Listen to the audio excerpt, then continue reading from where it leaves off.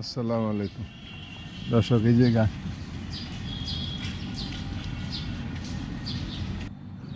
এই গাছটা থেকে এই যে এরকম ফুল ধরে আছে এবং ফুলগুলো অনেক ছোট ছোট। এটা কি গাছ এবং কি ফুল আমি বুঝতে পারিনি। কয়েকজনের কাছে জিজ্ঞেস করলাম, তারা বলতে পারে নাই। তো দেখতে এত সুন্দর এবং সারাক্ষণে গাছ থেকে পড়তেছিল ফুলগুলা।